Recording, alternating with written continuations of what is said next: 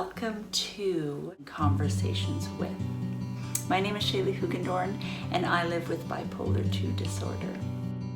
Sharing with others is healing, both individually and collectively. Sharing our stories will educate others, bring more understanding, shed more light, and smash more stigma. Our voices need to be heard. Our stories aren't over yet. This is Bipolar. Hi, everyone. Just before we start the show, I wanted to let you know that some of these episodes are the episodes called Going Deeper. I started recording them a year and a half ago, not sure if I was going to start a Patreon, and then subscriptions came along on Instagram, and I decided that the subscribers are going to get these episodes 4 weeks before everybody else. But I have a whole backlog of them. So I wanted to start sharing them with you all. They are inspiring and powerful and interesting and brave. And what I love about it is that there is an episode telling this person's entire story. And then we do the going deeper on a specific topic. And so when these come up, I really encourage you to go back and watch the original Conversations With episode with each of these guests, and then going deeper, because you might get confused, or you might just want to know more about them. And so another thing is, you might hear language like Patreon, or you might hear me say, we just recorded, or the last recording, because I wasn't sure what I was going to do with them at the time. And so I'm so excited to get them out there. I will be probably putting up around one a month. And so this is the first one I'm going to share with you. Take care of yourself, take some deep breaths, and let's go deeper together. This is Bipolar. This is a part we're calling Going Deeper. So before you even listen to this, go back and listen to Conversations with Vasavi Kumar, because it is amazing. I talked about it already. It's like a double whammy of therapy and bipolar bestie all together. So you're welcome. I'm just saying, you're welcome. Go listen to that. We are going to go deeper here, and we want to talk about creativity. And we just want to, I've been thinking about lately, and I was just telling Vasavi, just this idea of, I know we get caught up, and I can speak for myself and a lot of people in my community. I get messages that, Shaley, I don't want to go on medication because it's going to take away my creativity, or I have to go off to induce a bit of hypomania, because then and just attribute all of that to bipolar. And I really wanted to smash that. And what I could say for me is that I actually can do good work now that I'm treated. Like, I did a lot of things before and they were pretty awesome, but it's actually enabled me to find the thing and do well and keep up with it. The podcast, for example, was started in hypomania, but I've been able to carry it through because it's been focused, right? Because I didn't have that focus before. So I'm curious about your thoughts about creativity and bipolar disorder. I'm going to be honest with you that I have the same resistance around medication. In fact, the number one question that I ask any psychiatrist if they're going to prescribe me something is this going to stunt my creativity? Yes. And yes, I ask that question. And is this going to make me gain weight? And is it going to make me lethargic? That's because when I first got on medication, I was on a cocktail of meds. I slept. Oh my God, I slept so much. I gained like 45, 50 pounds. And I was just so tired. But the creativity piece is something I drank the Kool-Aid with that. I had read a lot of articles that said these medications stunt your creativity, blah, blah, blah, blah, blah. Here's how I look at it now, having, written a book, and I consider myself very creative. My clients hire me for my creativity and just the process. Yeah, that's what I don't attribute my creativity to just the bipolar disorder anymore. In fact, I look at my creativity as God speaking through me, and God is bigger than my bipolar disorder. And that's when I say God, you can say whatever word makes you feel connected to your higher power. Yeah. I say higher power, God. I believe that my creative energy is bigger than my brain. It's a spirit. Write that down. Yeah, my creative energy is bigger and my creative spirit is bigger than my brain. And the thinking that I had to change was, if I take medication, that this is going to stunt my creativity. So I'm limiting my creativity just to one part of me. my brain. And so when I started looking at creativity as energy, then I stopped being limited by my own thinking, right? And honestly, had I thought this way sooner, I probably would have been more consistent with my meds. The reason why I stopped and started was always because, I don't feel creative. Do you really not feel creative, Vasavi? Or are you just hanging out with the wrong people, eating really shitty food, going to sleep way too late, not exercising, and then feeling really tired and wondering why you don't feel creative? And because I'm not on meds, I'm not taking care of my lifestyle. And you and I are neither pro or anti-medication. It's really do what works for you. And all I can say is that I feel now, having been on medication, I wrote a book while not being on medication, but now having been on medication, my mind is a lot quieter. And for me, when my mind is a lot quieter and I'm not duking it out with all these different voices in my head, I'm a lot more clearer for my creative spirit to speak through me and to move through me, because I'm not putting my energy towards battling these intrusive thoughts because they've gotten quieter. So now there's a little bit more calmer of a landscape internally for my creativity to be cultivated.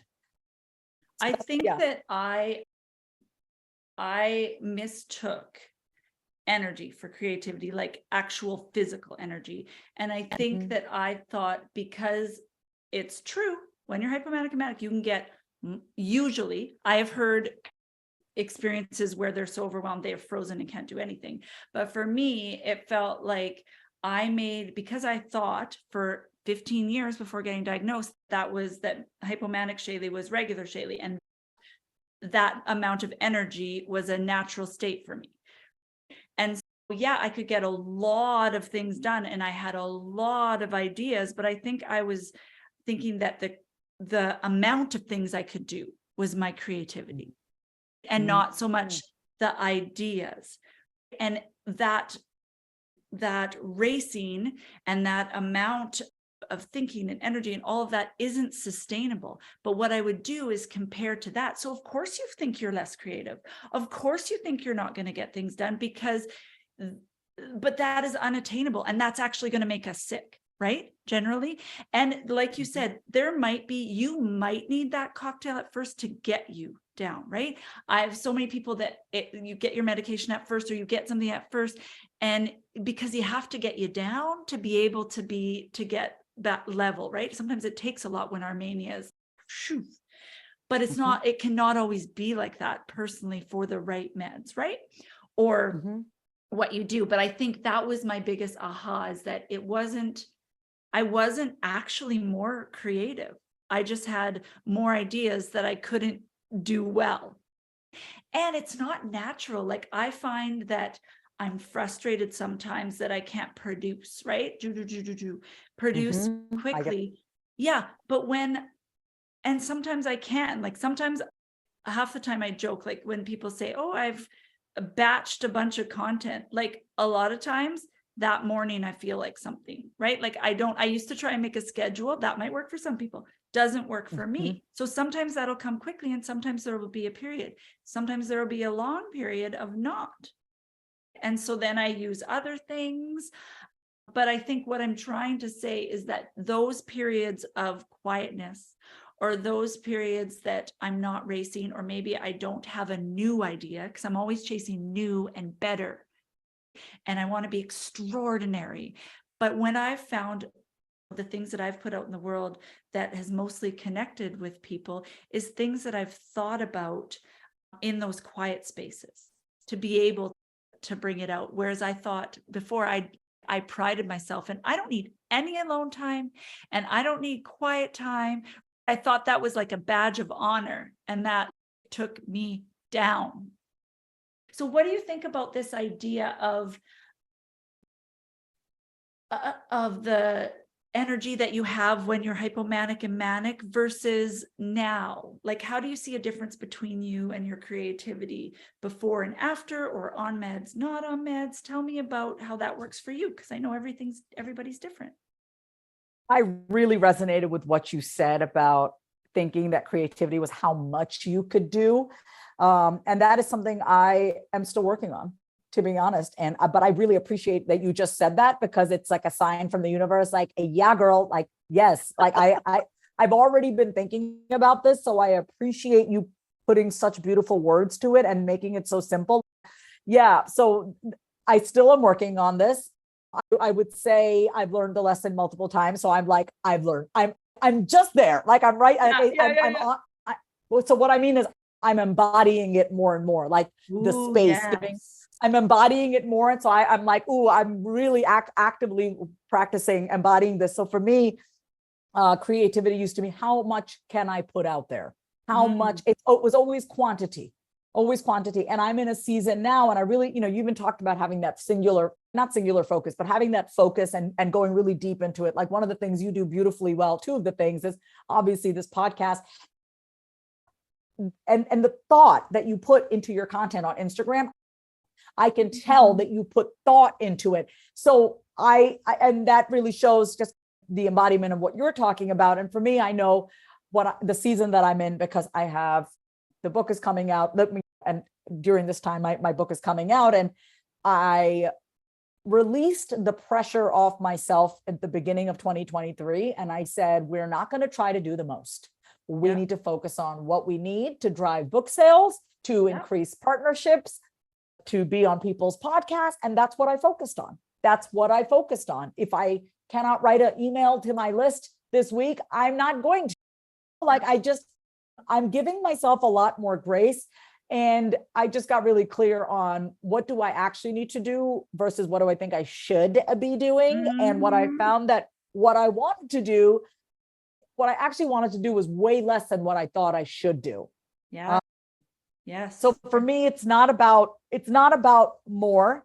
I need to talk to that scattered creative little girl in me. And I say scattered with all love, because she just needs direction. My creative child needs some direction. And that's where my current self, can come in and have a talk with myself and also with this little girl and say, listen, we want to play more. We don't need to always be doing. So I'm in a season of playing, like I'm socializing, I'm out, I go to the farmer's market. I've gone to 3 movies in the movie theater. Like I never go to the movie theater. I've gone to 3 movies and I've loved all of them. And so for me, my creative fire gets stoked when I'm playing more and not so much in the doing. And that's when I can tell, is this actual creativity, Vasavi, or do you just not know how to not work? So I've had to have that honest conversation with myself. And so for me, especially while I'm putting out this book and when I'm marketing stuff, I thought I had to do more. And so, I have been putting out more content, but it's all stuff that I want to do. And so for me, it's just, am I having fun creating this content? Am I using different parts of me? And so the question for me isn't so much about quantity. While that matters, I do have a certain goal 4 times a day during this period, but it's mostly whatever I'm going to create. Is this fun for me? Does this show my personality? Am I invoking an emotion? But mostly, is it fun for me? Because if it's not fun for me, then why am I doing it?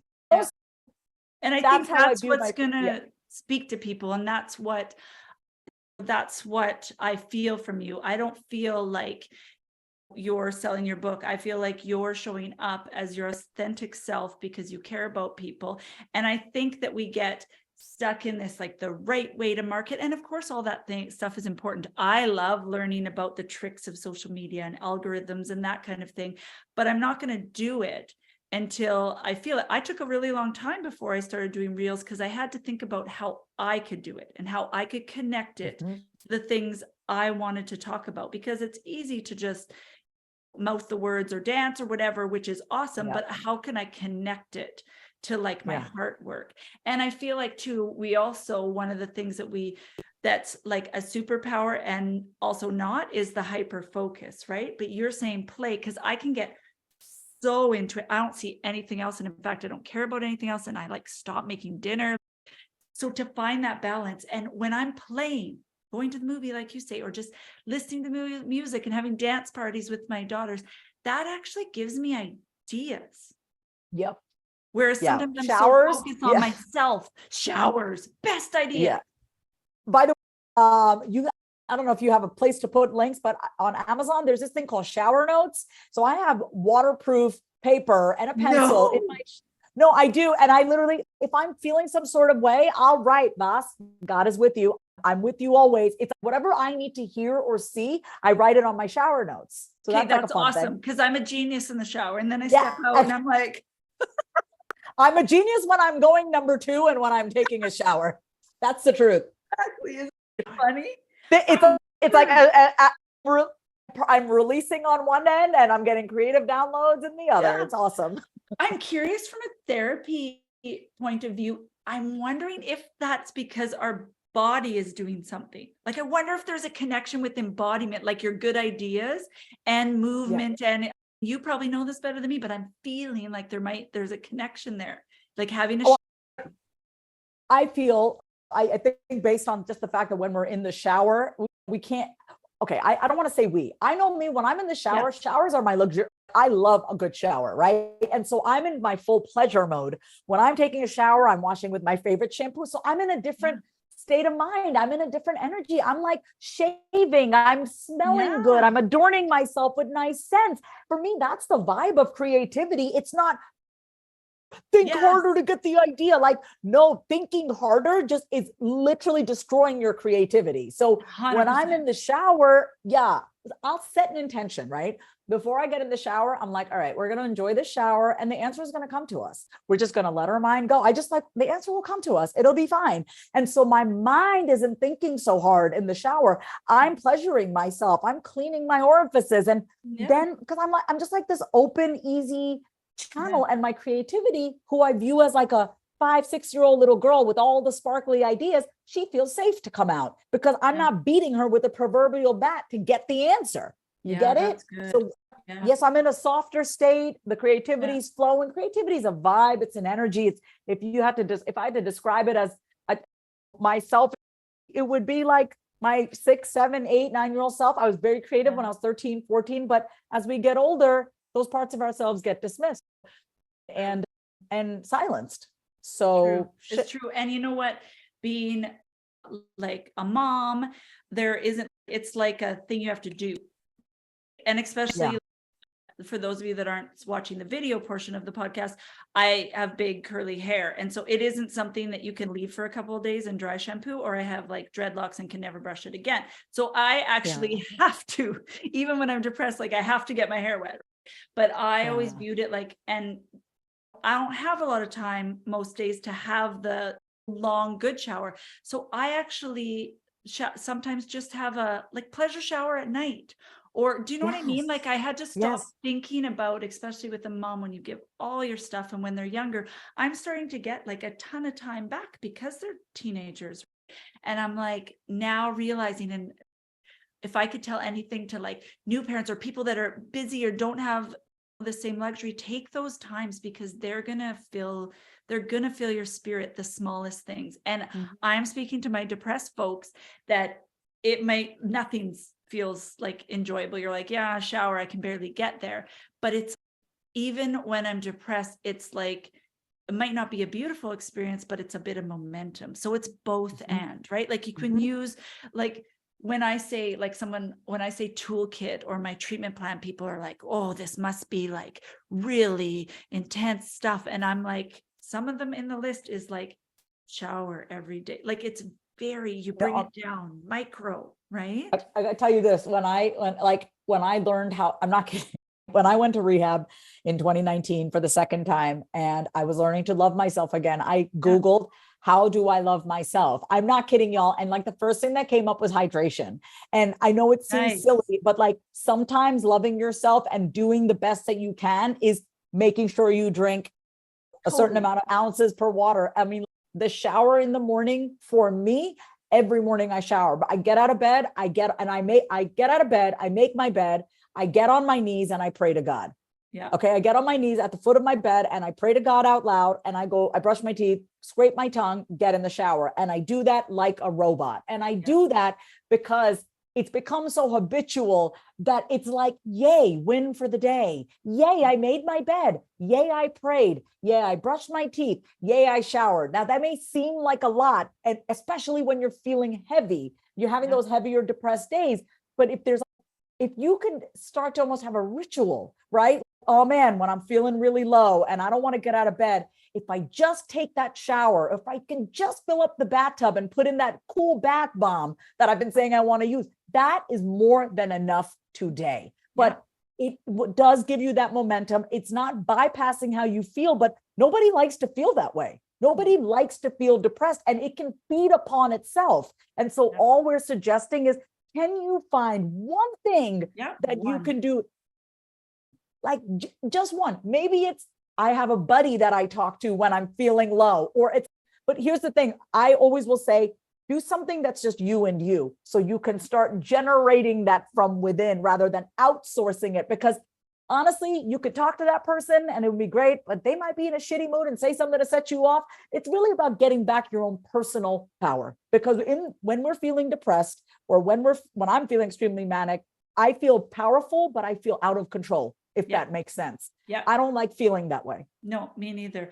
And I love that you said small, because you can also trick your brain, right? So yes, I found that it's taken me forever, but this time I was always like the person that was like, why am I going to take the time to make my bed? I'm just going to get back into it. During this low grade depression that I was telling you I've had since October, I've been trying to probably only get it 4 times a week. Let's be honest here. But when I didn't want to get out of bed, honestly, the only thing that was getting me out of bed is like if I had to work and or driving my kids to school, because it's not a choice. But I would make my bed, but I would tell myself, like, it didn't seem as big of a deal when I told myself, okay, make your bed, do something. You can always come back, like giving myself permission to come back to the bed. I generally didn't go back. And if it's made, I made that bed. I'm not messing it up till nighttime. Like you can trick yourself.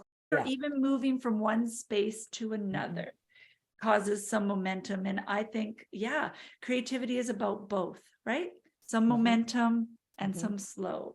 And we're bipolar. It's 2. We need different things at different times. Yeah, for sure. Before we end, I would love to hear about what was the hardest thing about writing your book?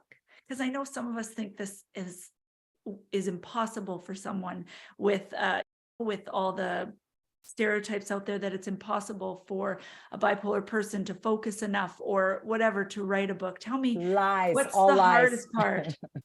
And then I'd love to hear what the most rewarding part is, the 2-parter. The hardest part was worrying that I'm not going to make sense and people aren't going to understand what I'm saying. It was just that, am I crazy? I don't feel that way anymore, because the more I talk about it to people and people are like, yeah, I get it, I feel very validated in what I'm, but like I had to self-validate a lot. That was the hardest part. I had to self-validate a lot, and I am used to seeking external validation. So for me, I learned to self-validate. I would look at certain paragraphs and be like, damn, I'm good. So that felt really good. The hardest part though, and I will say this, the hardest part, and I will do this for the next time when I write my second book, whatever that's going to be. Maybe it's going to be called Shut the Fuck Up, not Say It Out Loud. Who knows? There you go.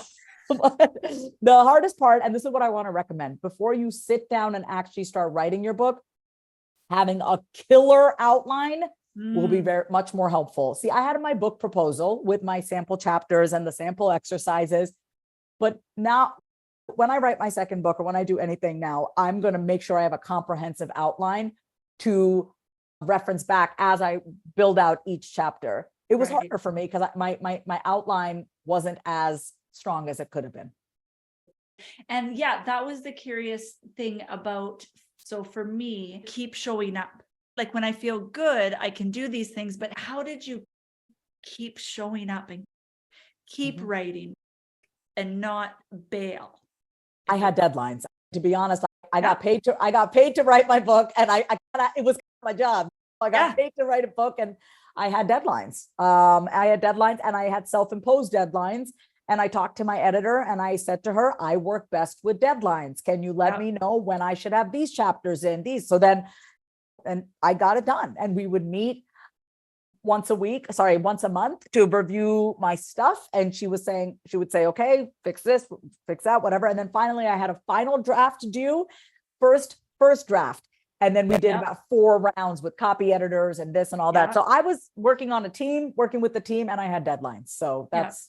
And I love that you asked for what you needed, because I find, because I used to, at the very beginning, had a co-host, Julie, who I love. She's writing another children's book right now. And so I've been solo podcasting for like a year, but I found like doing things alone is hard for me. And I'm not good with self-imposed deadlines because I convinced myself that I can move them. But I ask people, so I actually have people in my life that I say, can you ask me about about things about the podcast, or can you send me, even though they don't work for me, they're just my friend, can you do that for me? So I love that you had the meeting and you had those deadlines that you could keep showing up. Well, before we wrap up, I would love to hear, what is the most, because so many people are afraid to come forward, and not even on a big scale, like even just telling 1 or 2 people, what is the most rewarding or healing thing for you about writing this book and coming forward with your story and saying it aloud, not only to yourself, but to the world?